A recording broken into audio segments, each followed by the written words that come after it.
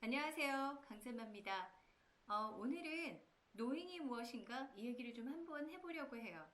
노잉이란 무엇인가? 꼭 정의란 무엇인가? 이런 얘기 들리죠? 보통 그 학습자들이 학습을 하다 보면요. 착각을 하는 게 내가 이 사실을 알고 있다라고 생각하는 게 사실을 알고 있지 않은 경우가 굉장히 많아요.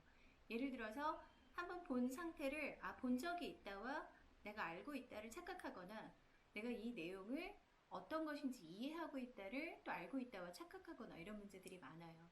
그래서 분명히 학습은 했는데 그게 결과물로 나오지 못하는 경우나 학습한 양에 비해서 결과치가 좋지 않을 때 도대체 이런 문제들이 왜 나타나냐 하는 것이죠. 뭐 상위권의 많은 학생들이 학습을 할 때 보통 이런 노잉의 결과를 잘 나타내는 방식에 대한 얘기들을 많이 하는 건데 그게 어떤 어려서의 독서 습관, 그 다음에 학습 습관이 잘 길러져서 그런 게 자연스럽게 이루어지는 아이들이 있고요. 또 그렇지 않은 아이들은 이게 보기는 했는데 그 다음에 프랙티스라는 과정들을 충분히 거치지 않음으로써 노잉, 알고 있는 것을 밖으로 사용하거나 연결하는 내용들이 좀 약한 학생들이 있어요. 그래서 오늘은 이제 그 얘기를 좀 해보려고 해요.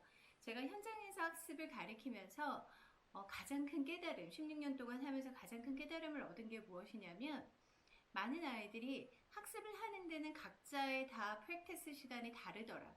그래서 그 프랙티스 시간을 줄여주는 학습을 제대로 했을 때 그 아이들이 가진 능력치라는 게 커가더라.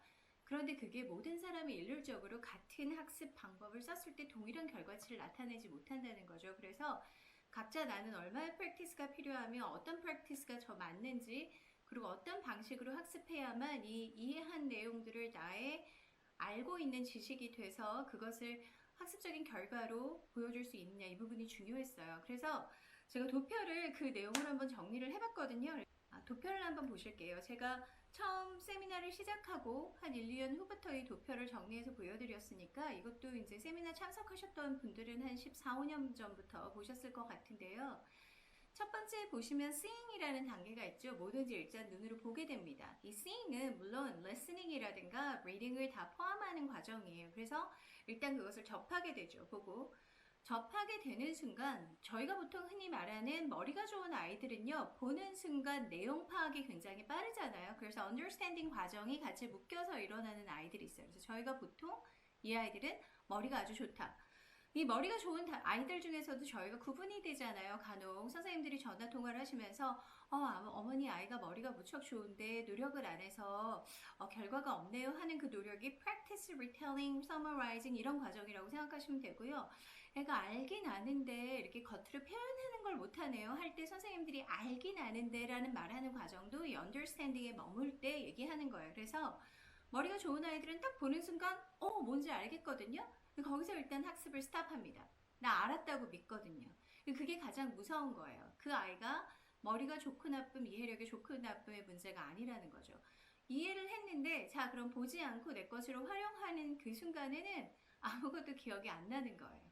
그래서 그게 노인 단계로 못 가는 거죠. 그러면 공부를 잘하는 아이들은 어떨까? 이 understanding 과정에서 노인 과정까지를요, 보통 영상 기억법이라는 걸로 사진 한 장 또는 영상 처리를 위해서 기억을 해요. 그래서 제가 지난번에 리딩 얘기 한번 해드릴 때도 리딩을 하면서 리딩에 있는 컨텐츠의 내용을 하나의 영상으로 기억해서 픽처링이라고 제가 말씀드렸죠. 그래서 픽처링을 해서 그 내용을 픽처가 같이 연결해 놓고 키워드를 기억한 후 그 키워드를 끄집어냈을 때 영상이 딸려 나와서 전체의 내용을 하나의 그림으로 다시 다 기억해내는 거라고 말씀을 드렸어요. 그래서 뭐 지식 정보를 공부하는 어떤 암기 과목이든지 뭐든지 어떤 영상으로 기억하는 능력이 되게 좋아요. 그랬을 때 understanding equal 노행으로 바로 보내는 거죠. 하지만 보통의 많은 아이들이란요. 아니면 또 공부는 좋아하는데 인내심이 좀 부족하거나 아니면 학습 습관이 잘 형성되지 않은 아이들은 이 understanding 단계에서 노인까지 가지 못하고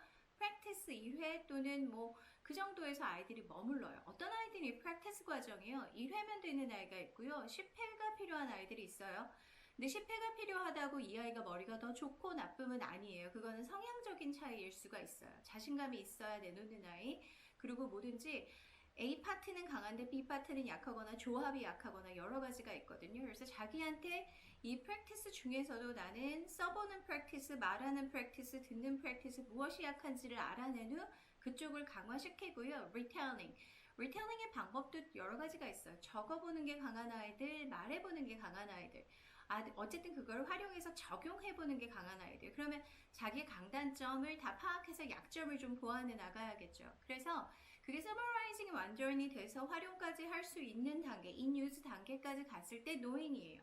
그래서 많은 경우 제가 예전에 상담을 하다 보면 그 겹칠 때가 있어요. 선생님들이 학원에서 저희 그쪽 학원에서 이 책 사용했어요 하고 새로 오셨는데 그러면 그때는 사용해서 이 책은 공부했습니다 라고 하는데 이 공부했습니다가 seeing 단계까지 이 아이가 파악이 되어 있는 아이인지 understanding이 되어 있는지 어느 정도 그래도 knowing 단계까지는 접근이 되어 있는지에 따라서 이 아이가 본 적은 있지만 학습이 제대로 돼 있지 않습니다라든가 이해는 한 것 같은데 좀 더 제대로 해야 되겠습니다라는가의 접근도 가능해요.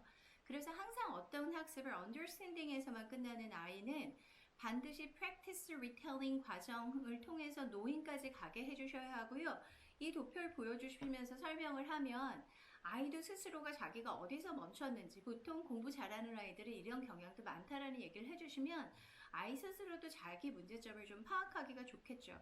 그래서 제가 지난 두 번째 전쯤 비디오에서 올려드렸던 게 vocabulary 학습을 할 때 뭐라 그랬죠? 책에서 눈을 떼고 공중을 보고 보지 않고 그죠? do it with a book's 상태로 공부를 했었을 때 그게 암기력이라든가 남는 게 좋아진다고 말씀을 드렸어요. 그래서 이 부분에 대한 것도 같이 다 맞물려 있는 건데요. 과연 우리 아이는 어느 단계에서 학습을 멈추고 있는지, 내 학생은 어디에서 멈추고 있는지, 그리고 어디를 더 강화해야 되는지, 그렇다면 이 아이는 understanding의 knowing 단계를 얼마나 압축할 수 있는지 이 부분이 관건이라고 보시면 될 것 같아요. 그래서 저 알아요 라고 말할 때 걔가 안다라는 것이 seeing 하고 안다고 하는지 understanding까지 하고 안다고 하는 것인지 그게 정말 안다고 하는 것인지에 대한 개념적인 구분을 좀 해주시면 본인이 메타인지 영역도 지난번에 뭐 간단하게 셀프 테스트 하는 거 알려드렸죠. 결국 나의 약점이 무엇인지를 아는 것은 학습적인 어떤 단원적인 평가의 약점도 있지만 내 학습적인 방향과 설계의 약점들도 알아야 하거든요. 그래서 그런 부분에서는 이 도표가 도움이 되실 것 같습니다. 그래서 참고해 주시면 좋겠고요. 잘 활용해 주셔서 아마 관련 비디오들도 한번 보시면 같이 맥락이 이어진다는 걸 아시게 될 것 같습니다. 또 만나요.